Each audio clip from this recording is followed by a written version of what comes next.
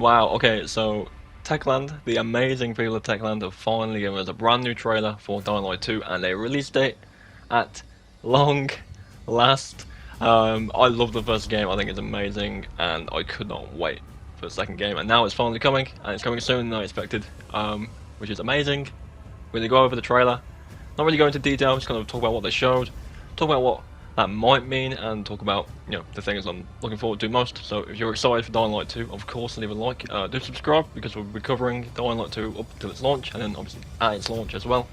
So if you're into Dying Light 2, right here is where you want to be, because I will be covering Dying Light 2, I'll be covering every kind of game that comes out like this, so Back 4 Blood, all those kind of zombie games, so do stick around for those. But anyway, let's get into it. So, first and foremost, let me just say this game looks amazing. Like, I know it's a next gen game, and I know the first one came out so long ago, but even the first one looked good. But this game, it just looks stunning. The detail is incredible. The story, we don't really go into the story massively. This is set 15 years after the initial outbreak, and people are trying to survive as best they can at this point.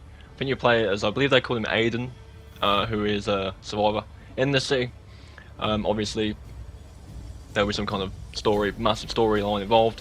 Don't really go into too much detail on what that is, but there's three groups of survivors out in the sea trying to survive, and they all do whatever it takes for that group of survivors to obviously survive. And you can side with any of these groups. They all have different attitudes, they all have different personalities, and if you work with one, it will affect the other, and it will affect the world around you. That was a big selling point for the game when it got first announced, that missions and quests you do throughout the game would impact the world around you, and it definitely seemed to be the case that they're keeping with that, which I just think is really cool. I love things in games like that where you see your impact on the world. Excuse me. I just think it's such a good way of like showing the players' actions and like how the world reacts to them, which is awesome. Next thing to keep in mind, this is obviously not a surprise, but Dying Light, the original, is a parkour game. Well, it has a parkour kind of system. The first game used it a lot, and it definitely seems to be much more improved upon in this game. It seems like it's a lot more smooth, it seems like there's more abilities and types of moves you can use to get around the map. And the map, in terms of like verticality, it does look a lot bigger than Dying Light, because in Dying Light, the original, there was a lot of slum areas, a lot of like lower areas, and this game, from what we've seen from this, definitely seems to be a bit more vertical. There is some lower level areas, like that area in the background there, as you can see, it's kind of like flat and small buildings, but for the most part it seems to be quite big areas and big built up places, which is really good. And of course the hordes seem to be a lot bigger than they were before, but that's another thing we'll get into, which is just a moment. But I just can't get over how good the game looks. Like, the game looks awesome, the characters look really detailed, the map looks really detailed, and as you can tell I'm probably a little bit too excited. I can't even talk, I'm that excited. Now, there's one thing that does come up in the trailer, which really does interest me personally. Basically, as you know, in Dying Light, you do not want to be out at night.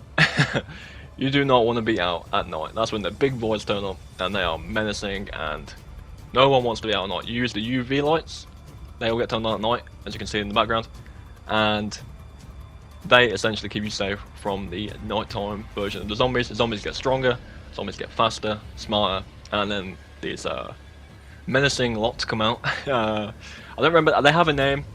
They do have a name. I'm not too sure on what it was in the first game, but it definitely seems like there's more of those type of zombies, more of the advanced, smarter zombies that chase you around, especially that guy, and that guy, and of course, this one. And that's one. Like, I think they're all new, and I think that one is vaguely the same as what it was in the first game, or maybe the one you're about to see in a minute is probably more accurate to the first game. But yeah, you don't want to be out at night. Obviously, later in the game, or if you're playing with people. I don't know if the game's online yet. I'd imagine it will be. But with other people around and you're having better gear, it is more beneficial to be out at night, because obviously the better enemies, the higher enemies, the better the loot. And that's another thing we're going to talk to you about right now, which is literally what they're showing, I think, just around this part of the trailer. Okay, so yes, perfect timing. Okay, talk about this. This is the interesting part. Was not in the first game. When it's nighttime, all the zombies come out of their nests, which means the nests are empty, and you can go into them. Going into these nests is like a risk-reward type system. There's good loot in there, as you can see from the background again.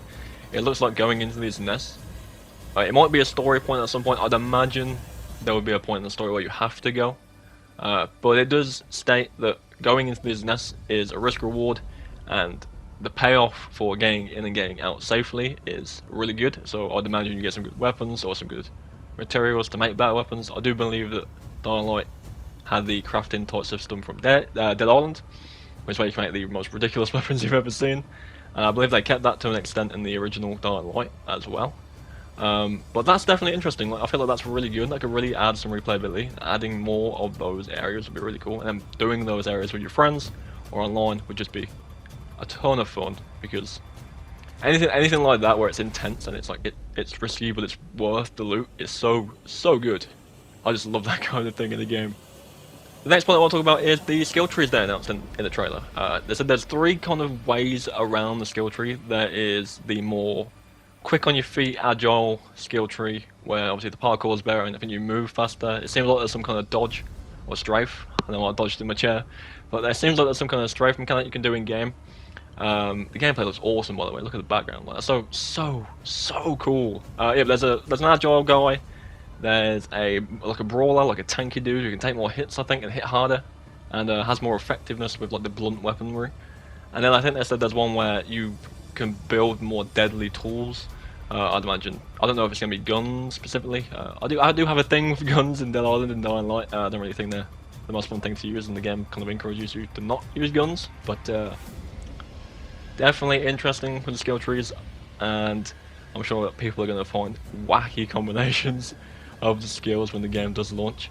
So yeah, definitely having that and being able to build differently to other people is definitely going to be an interesting way to play the game, for sure. And that's about it. That's all they really shown. They showed a lot, though, to be honest, in the 7 minutes they did publish. I personally am looking forward to this game so much. I'm so glad it's out this year. It is out on December 7th, so you're a little bit to wait still, but definitely worth the wait, I would